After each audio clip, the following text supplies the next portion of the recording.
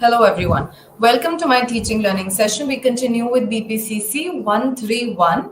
Today, we move from personality to another huge concept, which is intelligent. Intelligence is something which differentiates human species, human individual, not only in their capacity to function, but also in their capacity to do their task, to excel in life, to be able to be distinguishedly recognized amongst people. So, intelligence is not a very smaller concept in psychology, but a very huge concept that talks about number of abilities together. And intelligence can also not be defined as one ability. Intelligence is an ability to think well, reason well, and judge well. So, it's an ability to understand all the incoming information that is coming to you. So, when we speak about incoming information, it is coming from the five senses. It is also the verbals and the non-verbals that happen around us, and we make sense of it. Wechsler quoted a very beautiful definition of intelligence, stating that it's an aggregate global capacity to act purposely, think rationally, and to deal with the environment effectively. So, speaking of that, we need to know that Wechsler did state that if we actually go to the intricacies of the definition, it is an aggregate capacity. What does aggregate means? It is a number of aggregate capacities together, which is intelligence is not just about one ability, it is about number of abilities. That's why it's an aggregate. We use all of them together. We use all of them together to act purposely in life, which is deal with the environment effectively, and also at sometimes we think rationally, which is to be rational enough to understand what is right and what is wrong. Also, to note that people who are falling below 70 on an IQ scale, which is the number of 70, the intelligence quotient that we talk about, tests are considered. These people are considered as intellectually disabled. So we need to know intelligence does come in a continuum, which is people falling on the highest side would be called as brilliant and gifted.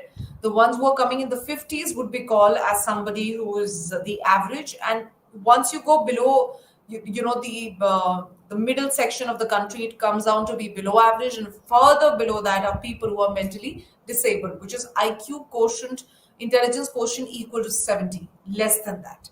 Also, to understand, does intelligence gets impacted by something?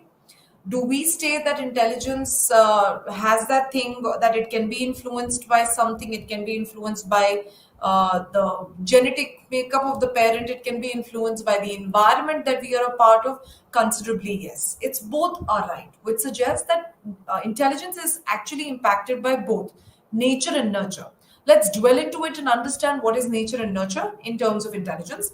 Nature refers to the genetic factors that we are inheriting from our parents. So it could be essentially the factors are skin colors, the height, the your body stature, the skin color, the hair color, the eye color, the skin texture, all of this.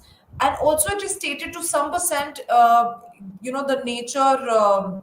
Psychologists mention that even intelligence is something which is influence of children by their parents, the kind of genetic code that they are inheriting.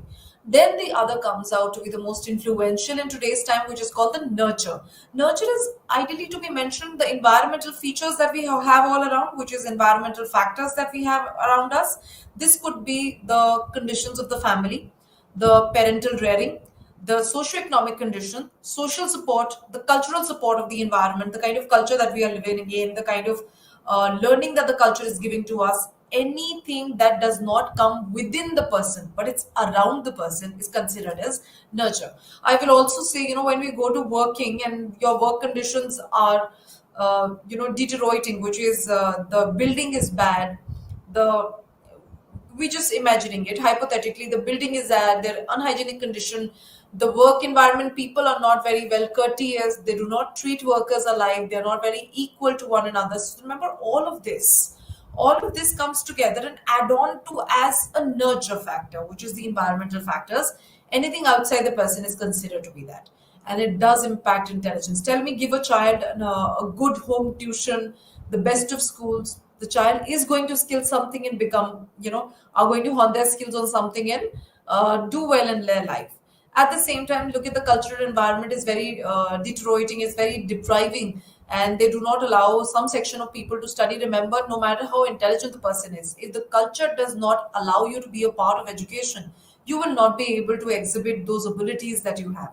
So nurture equally plays a very important part. There has been a lot of debate amongst the nature and nurture, who impacts whom more. But it's considered that, when we talk about nature, nature is an intelligence which is purely controlled by hereditary factors. As we are going more deeper in this topic, we should understand that nature suggests that it's more of a factor which is not controlled by us. It is something which we receive, which we get. It is not something that we can control. Also, these psychologists were called as nativists.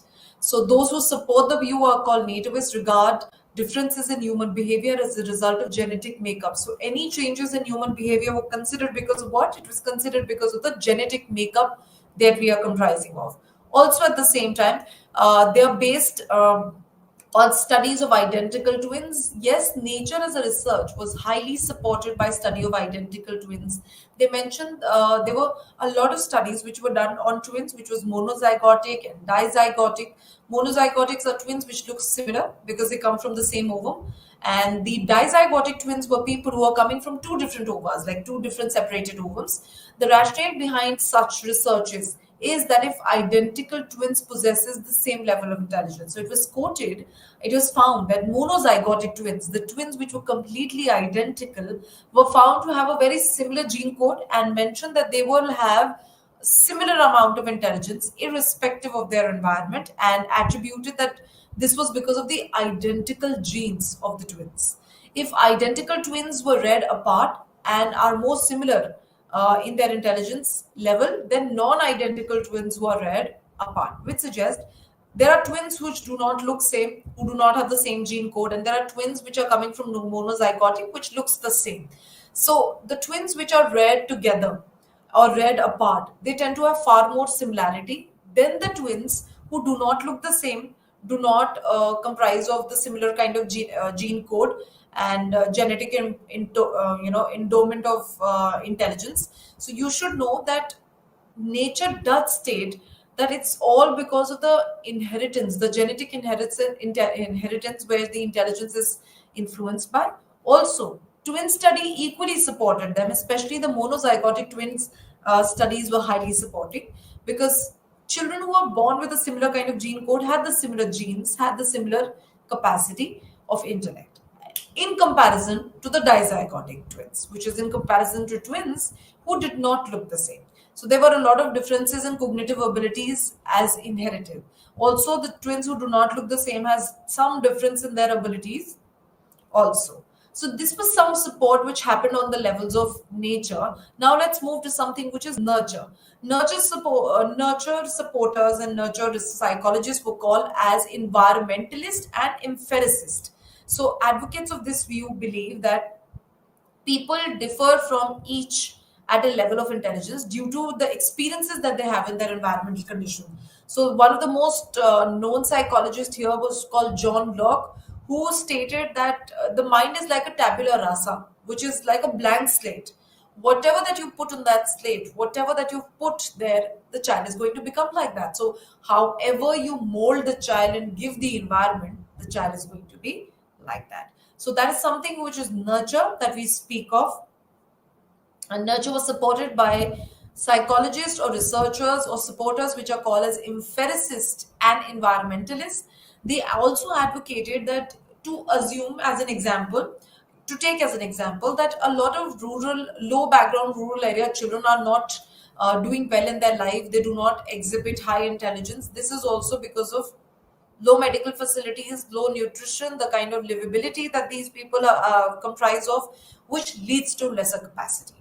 So we understand the kind of environment a child is living in, an individual is living in, does impact your capacities, which is intelligence. And one of the most important psychologists here was, to not forget, is John Locke. Let's move ahead with an understanding which states about a difference between the two and some examples of nature and nurture to talk about. Like nature means refers to something. We look at the image above. It refers to the genetic inheritance. Simple. Nurture talks about all the factors which are present in your environment, things that are around you, not within you. Some things that you are not born with, but born after, like things that you receive after that you're born. Nature always plays a very important role. Nurture helps you shape the environment. Remember, without the nature, we actually cannot identify a child. So it plays a very important role. It is, nature has endowed an individual with beauty and intelligence. Also to know that also they mentioned that there is a British side of nature also, and violence is something which can also be inherited. And similarly, when we talk about nurture mentioned that nurture has a greater impact. Psychologists and researchers of nurture stated that nurture has a higher impact. So our crime level is reflected also because of the nature than nurture, people state. Also it is mentioned the child when being is born, the kind of environmental factors the child gets during being born, remember, will impact something which is by the nature. So we can see that, don't we see today that a lot of pregnancy are getting still in between because of wrong dietary factors, in intake of alcohol, tobacco, nicotine, all of this. Remember, the kind of environment, the kind of nutrition that you give from outside is something that's going to impact the child. So yes, nurture does shape a child, very strongly mentioned. Now, after completing the understanding of nature and nurture, let's understand an effect which was given by James Flynn in 1987, which was called as the Flynn effect. It suggests the importance of environment on the IQ. So Flynn effect was only, supporting something which was the nurture side, and they mentioned that we are going to tell you about the impact the environment has on the IQ.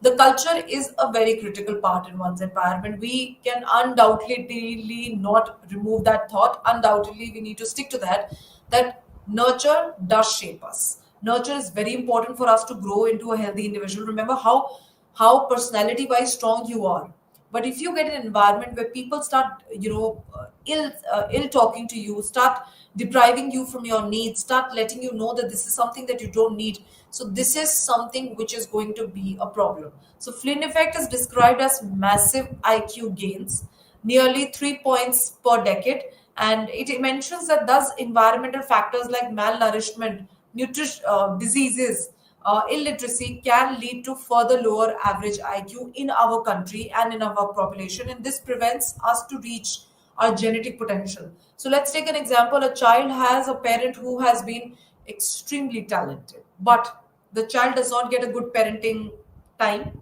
parenting and rearing skills, does not get the nutrition because the child is being reared up by nannies. Also, the child tends to get too much of diseases because the child does not have an available parent. Remember, when we do not have an available parent, it gets so difficult for a child to, navigate through the problems and navigate through the other things in life. So remember, speaking of this in future keeps happening. Remember, we will not be able to reach the highest potential of our genetic potential, which is let's take an example. When we talk about, see so many researchers and scientists, we do not see what their children are doing, because they probably are not doing the same, because they did not get the probably the kind of nutrition, the kind of environment, the kind of skilling and grooming that their parents got. So that is inhibiting, controlling us to reach to the highest genetic potential. So this is a risk in the coming times. We need to be very sure, very sure of that. Flynn effect says that environment needs to be nurtured, the environment needs to be properly made so that we are able to further take care of this. Now, moving ahead, let's start with some of the most important theories of intelligence, which is considered as two. Psychometric approach is considered one, and information processing is considered as another. These are approaches, which means that there are theories under these approaches, and these two approaches are two different and distinct parts of intelligence. So let's start with psychometric. Psychometric theories are, as it say, they are metric. They're quite quantitative in nature, and they consider intelligence to be an aggregate of abilities. Also, they express an individual's performance in cognitive index, single index of cognitive ability. So it's one, two, three. That means a person will be intelligent when they have a single index of cognitive abilities. Like five abilities, you're intelligent. If you do not have all the five, you would not be intelligent. Then we come to something which is information processing approach, describes that people use their intellectual reasoning and problem solving, which suggests that this type of intelligence does not stand upon the quantitative approach but qualitative. They describe intelligence as the process, the way you use it. So it's the people use intellectual reasoning and problem solving. The major focus in this approach is how an intelligent person acts, that cognitive functions underlying intelligent behavior. How is that cognitive functioning happening? So how the person is thinking, how the person is problem solving. We do not come to what is it, but how and why is it, which comes in information processing. So these are the two approaches, and both the approaches have some psychological theories, intellectual theories under it. Let's continue with these theories. One of the few theories of the psychometric approach, which was the metric one, the one which talks about quantity, the one which talks about aggregative abilities, was Charles Spearman. Speaking of the first theory of it is Spearman's theory of intelligence. This was given by Charles Spearman, 1904. This theory was a kind of a revolution. It was statistically bound, which was it is quantitatively accurate and very highly taken. It used a method of factor analysis, and he proposed that our cognitive activity or our mental activity can be consist of two factors. So, how you process an intellectual functioning can be considered in two factors, and the two factors were called the general factor and the specific factor. So, the G factor is that factor, general factor, that states that intelligence is composed of the general intelligence, which is it's a broad spectrum. Everyone has that ability to perform. So if every individual has the ability to perform, they comprise of something which is general intelligence. Like let's take an example. In a class, every child knows how to talk, knows how to raise their hands, knows how to speak and write. But what is going to be the S factor? This is the unique factor and the specific factor. It proposes that the cognitive abilities are related to one another, which is hence we need to know that this is something the general is responsible for acquiring knowledge and abstract reasoning and adapting to novel situation, and whereas the specific factor is responsible for talent, specific work, specific task. But a child in let's continue with the same example. We have a class of 30. Every child knows how to talk, speak, write their answers, but there is two to three of them who speaks beautifully, present their answers, are vocal in class, are confident enough to reach out to the teachers and inform and teach the class too. That's the specific factor. So general factor is to be considered is present in everybody, but the S factor is something which is going to be a little different. Let's take the same example. See, the general factor becomes the core, how you acquire knowledge, how you adapt to situations. But the specific becomes how do you mechanically upright, spatially, verbally, numerically upright. So those are specific things that we become great in, or we acquire one step ahead of it. So this was Spearman's theory of S factor and general factor, and it was used a statistical method of factor analysis and very accurate. This was the second theory, which is of psychometric theory, Louis Thurston's theory. This was 1938, came quite later, and this was also called as primary mental abilities. They had 7 clusters of primary mental abilities. Let's associate. This is a psychometric theory. What was the second point of psychometric theory? Psychometric theory stated that intelligence is also equivalent to the single index of cognitive ability. They have 7 index. So 1, 2, 3, 4, 5, 6, 7, you have all of them, and then you're intelligent. So see, this is how, when we speak about psychometric, their theories are so alike the definition. They give you so much of clarity that yes, it is a psychometric because it's a single index, it's quantitative. Spearman was quantitative, it utilized factor analysis, which is a statistical tool. Now, let's understand Louis Thurston's theory of primary ability. It is stated that the Louis Thurston theory had 7 primary abilities, which spoke of word fluency. Word fluency is the ability to think in words, use the words rapidly, like the task of anagrams, etc. Verbal comprehension is to understand and comprehend the meaning of paragraph, words, concept, theories, etc. on your own. This can also be reflected in vocabulary test. Also, the comprehension paragraphs that we get in our competitive papers and even English papers. Spatial visualization. This was it's the ability to manipulate patterns within a space. So form objects and spaces accurately. Then there is perceptual speed. Perceptual speed is the ability to quickly perceive things. Being able to perceive colors quickly and appropriately, spaces correctly and appropriately. um, people appropriate. It's all related to perception. Five senses on the on yourself, and it impinges quickly and correctly. Then we have numeral facility, which is a exactly associated to mathematical ability, which is quickness in numerals and accurately. Reasoning is the ability to observe facts, make general rule out of it, and obviously associative memory is the ability to recall, memorize whatever that you've learned, the quickness in learning.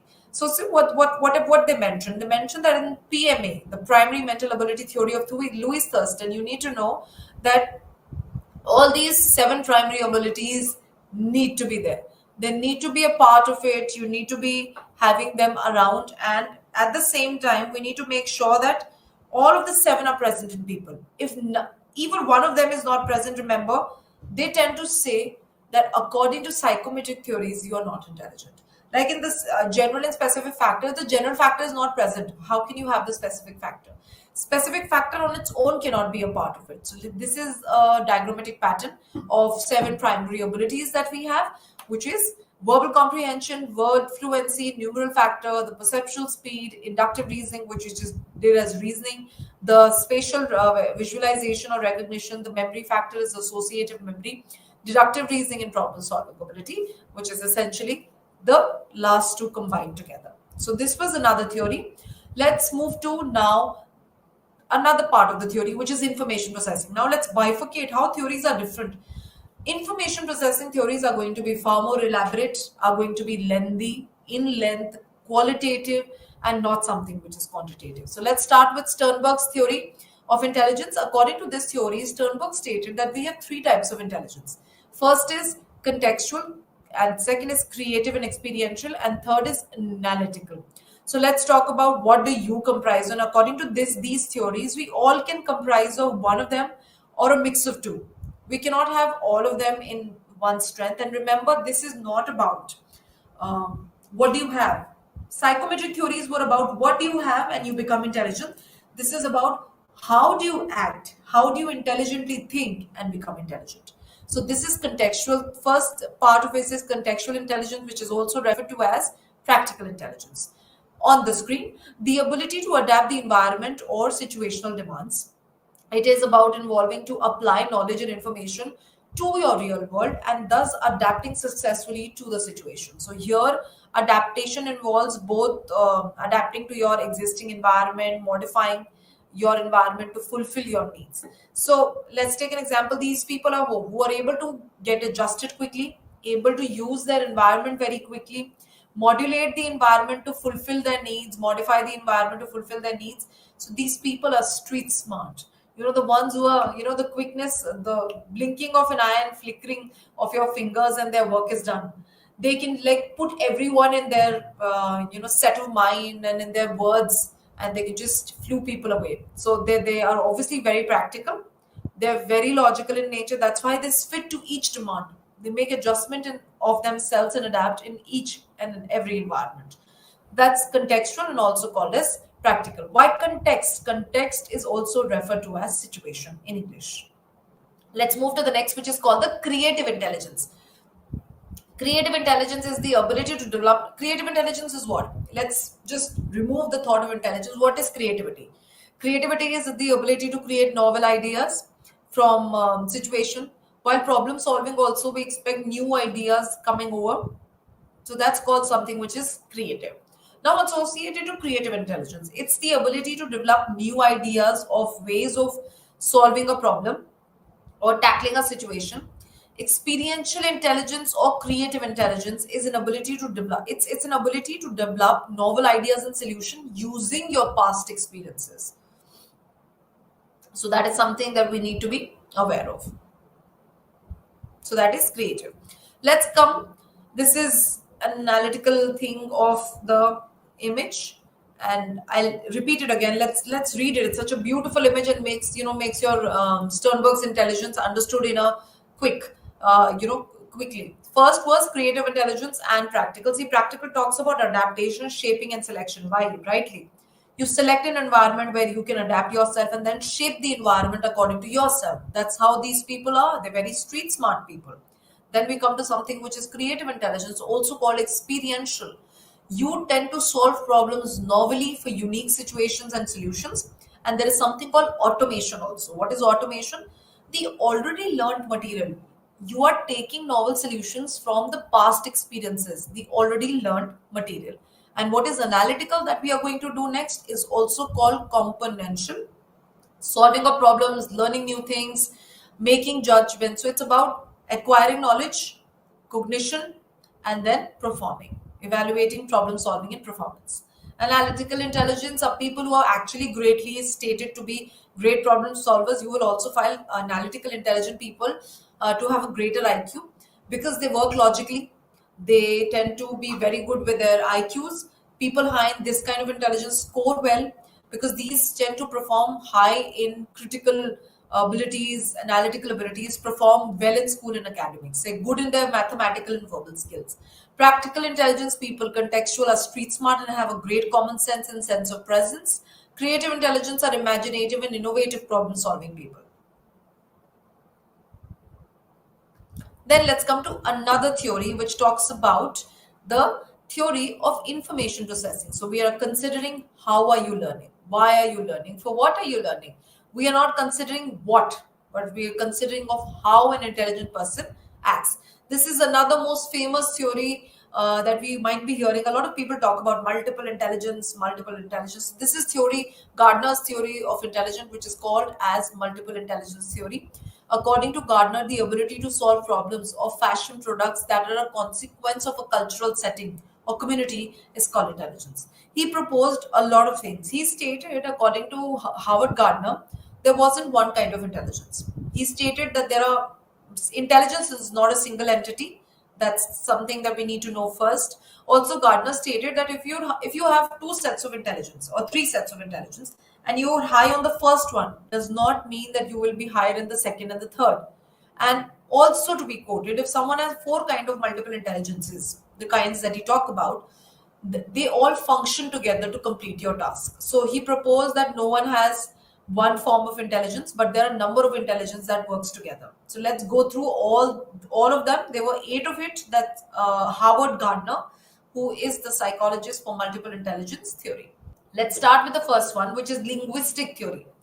People who are this type of intelligence are having a great linguistic ability. They are called the word smart people. They articulate well, they express their thoughts well, they choose the most appropriate and the most correct words, and they easily play with words. These people are poets, writers, they have high level lyricists also, anyone who writes music for you.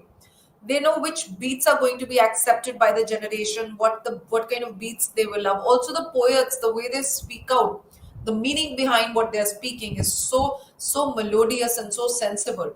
That's what poets are also. They play with words, they articulate things well, express it beautifully, are linguistic people. Then we come to musical people. Musical people are high in the knowledge and sensitivity of rhythm and music. They can manipulate the musical pattern to create different music. People carrying this intelligence are good singers. They're good instrument players also, and also music composers. So this is completely associated to the side of the music side of life. Then we come to logical mathematical. These people have the ability to think critically, abstract and think critically, solve abstract problems, focus on logic, focus on systematization, critical thinking is high. Such people have a scientific tone to them with good knowledge of numbers, abstract problems. They tend to be inventors, scientists with logical mathematical. I'm sure, when we talk about Newton, when we talk about Albert Einstein, they were logical mathematical equally, I felt. That's why they were great scientists and great inventors of our times. And then we come to another one, which is called the spatial intelligence. Spatial is going to talk about space. Someone's having the ability to manipulate mental images, visual images, and spaces in different spaces. These people are navigators, they are pilots, sailors, architects, painters, and they have a high spatial intelligence. They are the other two that we will discuss. We will discuss inter and intrapersonal. We are going to discuss the naturalistic intelligence. We are going to discuss the bodily kinesthetic. So these are the ones which are left that we will discuss. We have bodily kinesthetic intelligence. This is the ability to control and train your body, a part of construction of products, problem solving. These people are very strong. So, bodily kinesthetic is strength, endurance, balance. So, sportsmen, gymnasts, ones in military, dancers. So, this where the body agencies are very controlled and very well trained. Then we have intrapersonal. Intrapersonal is a kind of intelligence where people are aware of their feelings, thoughts, and emotions, and they are completely aware of their motives, are something which is intrapersonal. Also, philosophers, spiritual leaders, are religious leaders. Also, I would say someone who are very high in intrapersonal. That's why they give you a very philanthropic thought about the world, and they tell you how your impact can be. They're away from indulging into self indulgence, but also the worldly indulgence that they wish. This is about being aware of your own self.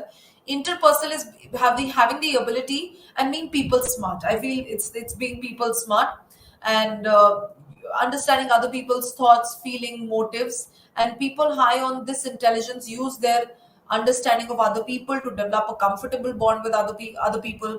Counselors, politicians, teachers, I think social workers are very high on interpersonal. Social workers and teachers and counselors are very high. Also, politicians, the fact that the kind of the way the polling and voting, the polling happens and they do rallies and everything, that's the time they're exhibiting their interpersonal intelligence. Then we come to something which is naturalistic intelligence. Naturalistic intelligence is the ability to be sensitive to different features of the nature, being compassionate towards the nature, having the knowledge of the being. I feel worldly wise in wildlife. Who all has this better? I feel the wildlife botanists, even gardeners are very high in this. They have it through experience, knowing the knowledge that what kind of soil is required, what kind of field, how to plow things, how to put. That's how gardeners take care of our gardens so well. So that is naturalistic intelligence. So now let's conclude the multiple intelligence. See, we need to know that each individual is a unique combination of these intelligence, which is eight intelligence. We all are individually different. So remember, a body kinesthetic which looks in a dancer would be very different to a body kinesthetic that looks in a military person.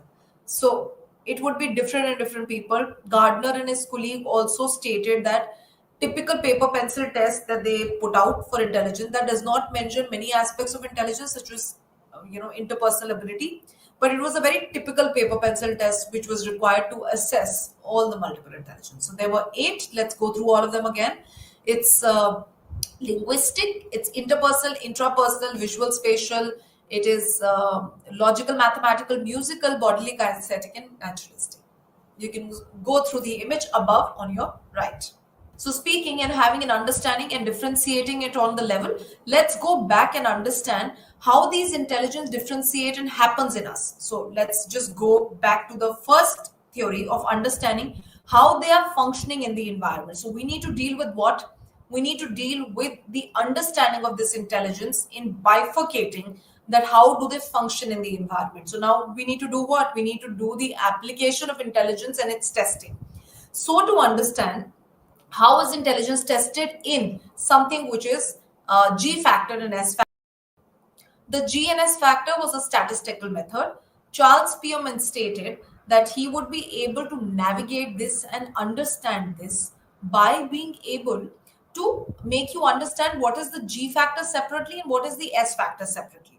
Also, according to Charles Spearman, G factor is something which is available to everyone. It is there for all of us. So, knowing this, when this was available to all of us, we need to understand that this G factor will not be tested.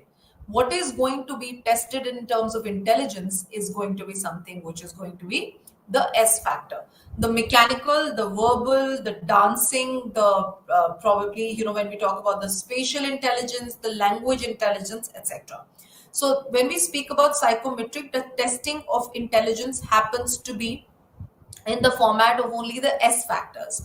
Also, when we stated that intelligence forms in a continuum, remember people falling above the average, which is just above 50% of this. Let's take an example of the Charles Spearman theory. Let's take an example in our environment. If we have general factor being there, if for example, if we have high percentage of literacy in the country, everyone will have general factor. which is everybody would be reading, writing, and learning. What is that? That is high literacy rate. So general factor being present in the entire population is high literacy rate. Then the testing will only happen on the S factor, which is the specific factor. This was the concept of application of G factor and S factor in the society. Now, moving ahead, according to Thurston's theory, Thurston stated a testing method which comprised of testing all the seven primary abilities. So children in the earlier times of 1940 were considered to be intelligence if they comprise of all. So let's take an example. How do we function? See the similarities of the theories that we have here.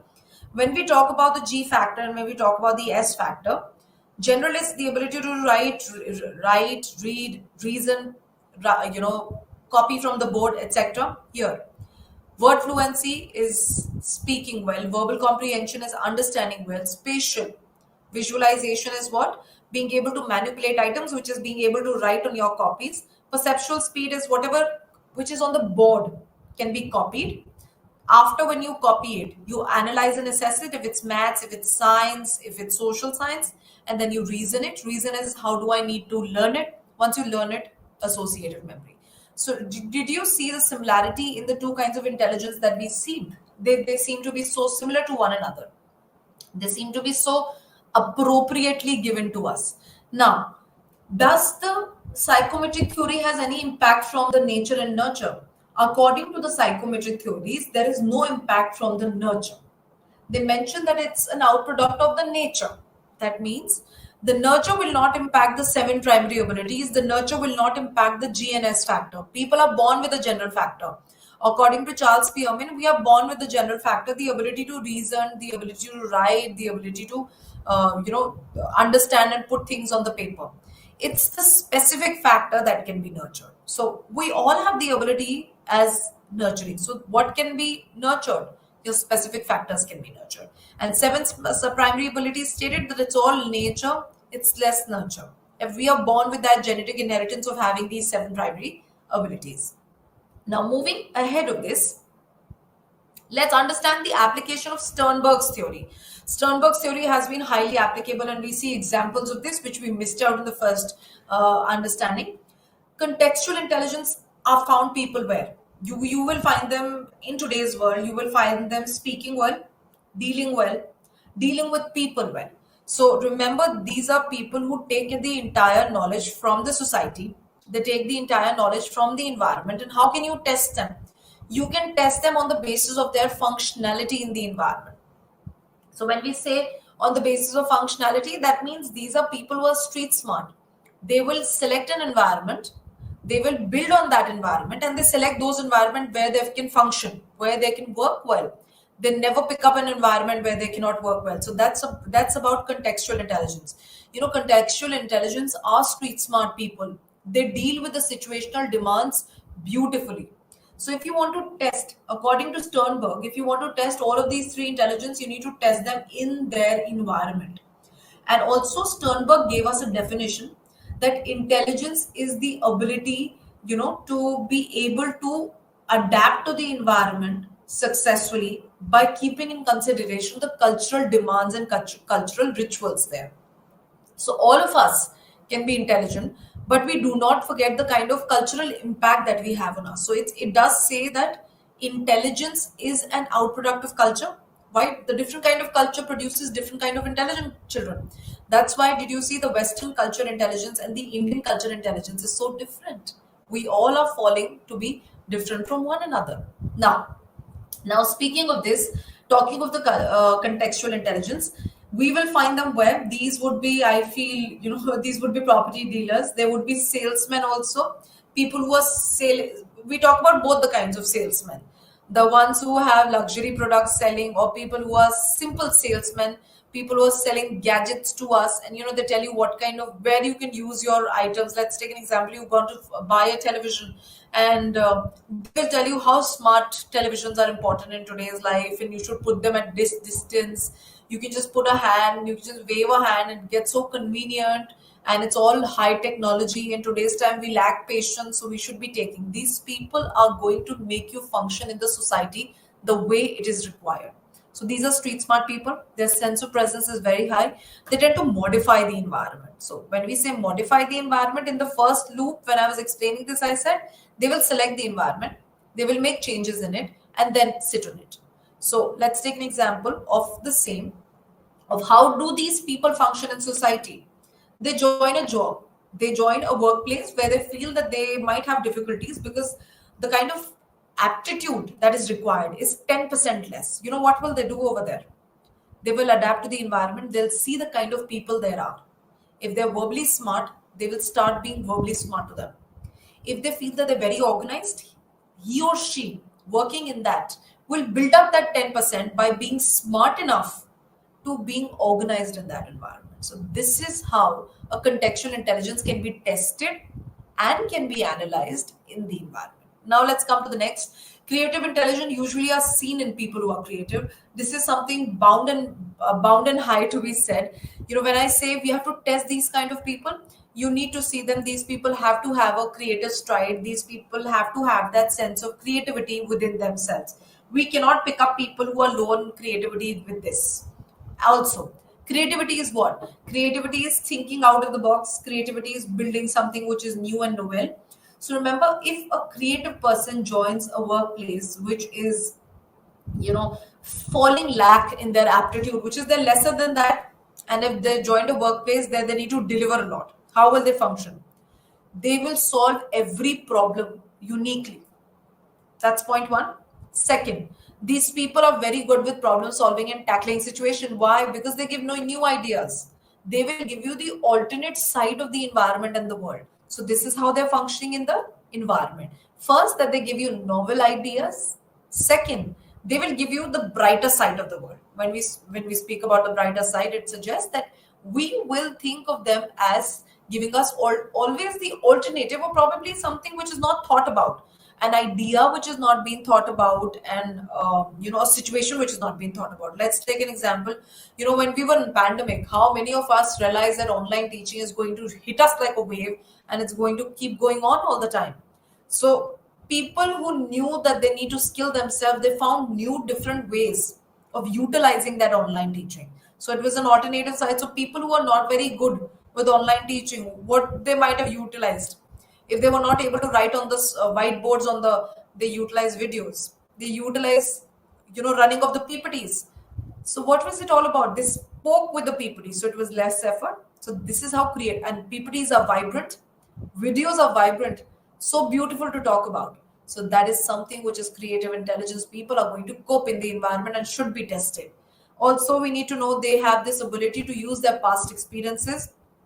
They not only use their creativity but also use the knowledge from the past. So these people are a reservoir of experiences, and they use those past experiences. They might have used an experience of 5 years back right now and changed an entire situation for people. They might have used a thought process which has been 2 years back, very progressive, and presented in a different mode. So these are creative people that we talk about, which is also called as experiential. The reason that is experiential is used for them is because of this. So this is how you see them in the environment and you test them in the environments. So application needs to be very clear of intelligent theories. We've already done the image. Now again, componential intelligence misses out three things here. First, componential people are actually very good in class. How? They utilize three factors which we missed in the beginning. So what were the two factors that we talk about? We need to know componential intelligence states that these people are very analytical. So analytical talks about they're very logical, very good organizers. So what are they going to do? These are people who are tend to be stated as intelligent, and intelligent people work in a system. Intelligent people don't work haphazardly. So how do you test these people? You test these people when you find them in an environment very organized, very logical. They're high IQ people. So you need to know they're very critical of things. They're very analytical of things. So critical, that means logically, analytically work and find a solution. So that's something which is analytical intelligence, and they are academic problem solvers. So true, and they're computational also. It's mentioned on the image that we discuss again. This is called computational. Why computational? We go in a CV of pattern. Something which is missed here in componential is how do componential people work? They first acquire knowledge. That's the first step. They're always going to move in a series. They cannot work without a series. So they're componentially, they will acquire knowledge. Then they will meta component. What is meta component? Then they are going to cognitively analyze the situation. Let's take an example. They did psychology today. They did the psychology of personality today. And in personality, learn what was personality, how personality develops, the different kind of theories. That is acquisition, learning, learning, and learning. Now they will meta component, which is apply that to situation, which we are doing right now. We are applying every theory to the environment. So when you apply that to different context and different situation, what is the person doing? The person is meta componating, which is problem solving, applying that to the environment, decision making, dealing with it, applying to the real life situation. That is meta componating, which is associating the high value based questions, the value based questions that we have, also the HOTS questions that we have, the high order mental skill questions. That's something which is meta componating. Anecdotal questions, theory based questions. Then what do? Once they understand that this a part can be asked like A and B and C and D, they twist it from every corner, they apply it to the real world. That's why these children tend to be more academically bright. The reason they're very logical, they're very systematic and sequential. And the last is that they function in a very critical pattern, which is they will learn, and it's always going to be same. They learn things, they metacomponate it, and they logically put it out. That's performance based. That finishes. You can go see the image also. To remember always like this: analytical is also known as componential, practical is also known as contextual, creative is also known as experiential. We do the next theory that talks about one of the most important things that we need to know about this theory is that this is a theory that is highly applicable in the society nowadays.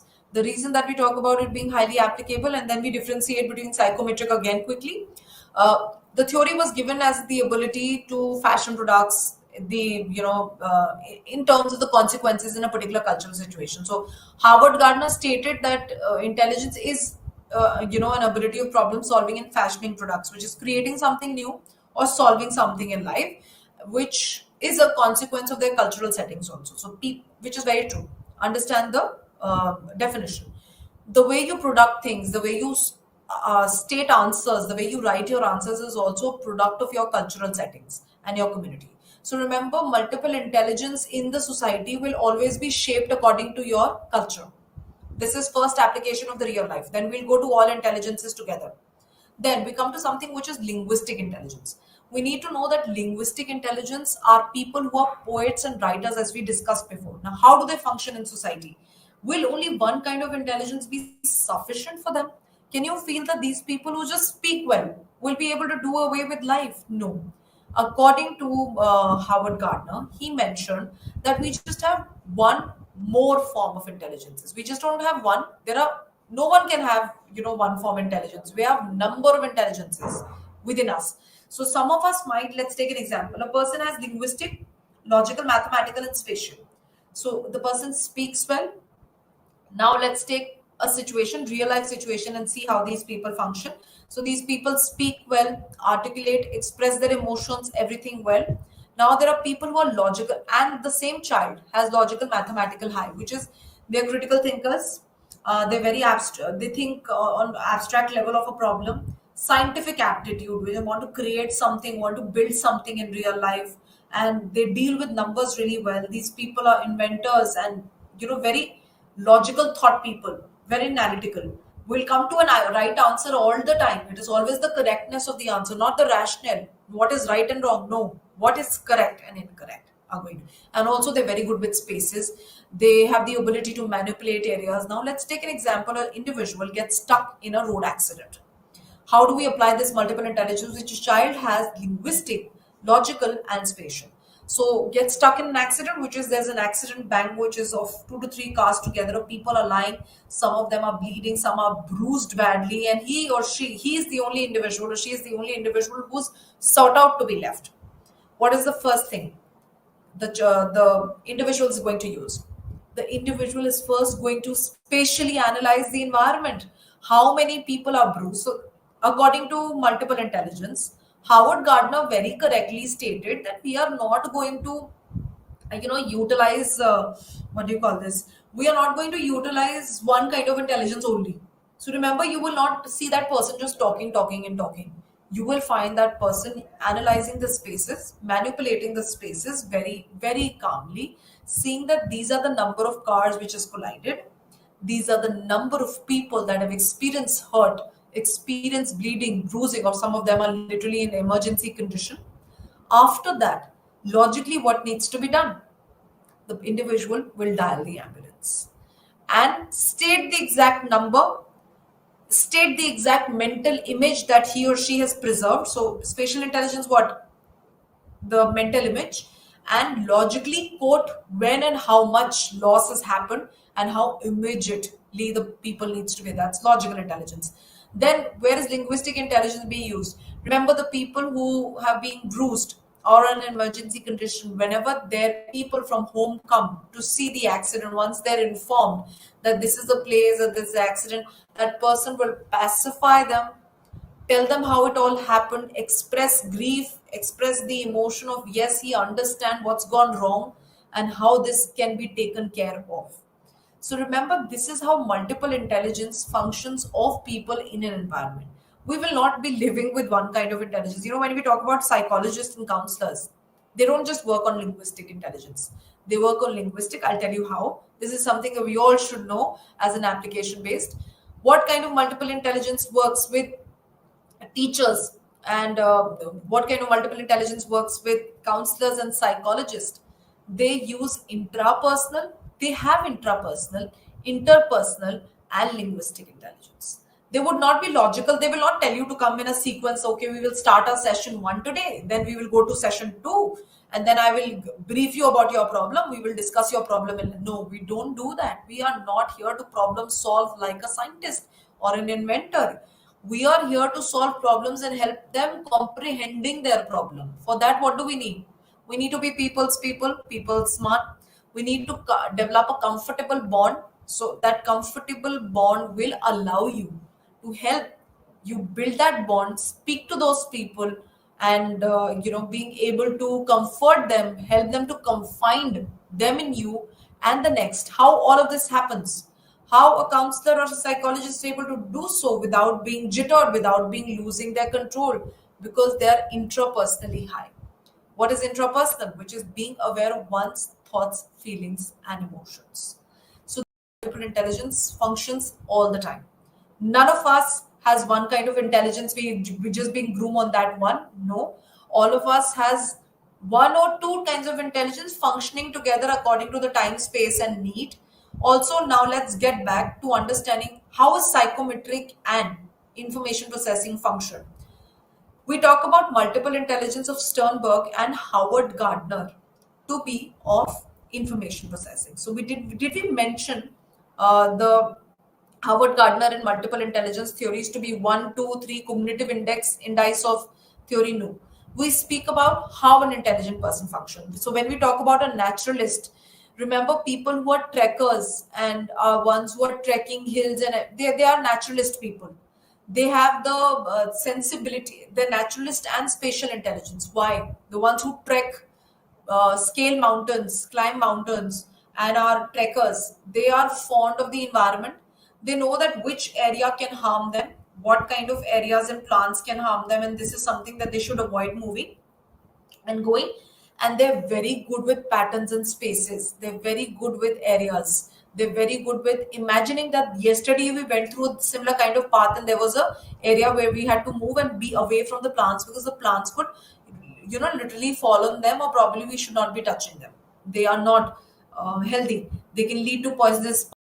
Information processing, that was quality. How is quality represented? Multiple intelligence is such a quality thing. They give you not one intelligence but many intelligences. So it tells you that how different kind of intelligent people are functioning in the world. He also gave you a test. So when we talk about intelligence being tested, a paper pencil test itself was given by Howard Gardner to be tested, and it can be applied to children also. Multiple intelligence today is being utilized in international board, and which is international Buckarett. It has been we need to know that international learning and is separate from CBSE curriculum, which is the central board is very different from that. They train you with all the kind of intelligences, and they train you not only to deal with people but also all the kind of intelligences to make you more street smarter. Similarly, in Sternberg's theory, it was again very qualitative. Did we tell you you need to have one, two, and three, the aggregate ability, and then you become intelligent? No. We told you any of us, the population can be bifurcated into three sections. Either you can be contextual, either you can be something which is componential, or you can be creative. So that says that how psychometric and information processing tells us that the two theories can function hand in hand in the world. So that completes an understanding that how intelligence theory are bifurcating the understanding to know these theories support us, our functioning in the environment. So when we talk about the psychometric theory, psychometric actually tells us how we can utilize those theories in the child living, which is in school life. Identifying children is not being able to do these seven primary abilities. There might be some problem with the child. Whereas when we talk about solving, cognition, which is the ability to think well, reason well, judge well, understand well, is something where the information processing theory is welcome. When we as a teacher, a gymnast, a sports person, working as a politician, that all can be judged to information processing of how an intelligent person works, not in the aggregate ability. We cannot use aggregate ability to apply it in the society, in the functioning of the society. This completes the understanding of intelligence. Let's just revise and know what is intelligence. According to Webster, intelligence was quoted to be an aggregate of abilities, global capacity. It is a global capacity. When we talk about it as a global capacity, that means it deals with everything: your ability to speak well, reason well, and judge well, and to act purposely, think rationally, and to deal with your environment. So we deal with basic three things according to Webster. You being able to think what is right and wrong. Once you're able to do that, you're able to deal with the environment perfectly, and you'll be able to also act purposefully, which is have a purpose in life, walk through it. Also, to understand people above 130 of IQ, which is, as I said, intelligence is a continuum, which is it is like a scale. You have a midpoint and on on the other side there's a negative and there's a positive. You can see it like that. So the on the one hand of the side where the positives increases, remember 130 of IQ plus is considered to be gifted children. They are considered to be as gifted. Remember, lesser than the average IQ, which in today's world is 100 and 100 and 10, which is the average IQ. Go back 15 to 20 years back at our times, the average IQ used to be 90 to 100. See, today it's all increasing. And again, the proportion was 130 was gifted children, but today the gifted children are far more than that. It's 130 and plus, and lesser than 70 are intellectually disabled. That completes our understanding of what intelligence is and how they bifurcate into two different theories and its application. Thank you.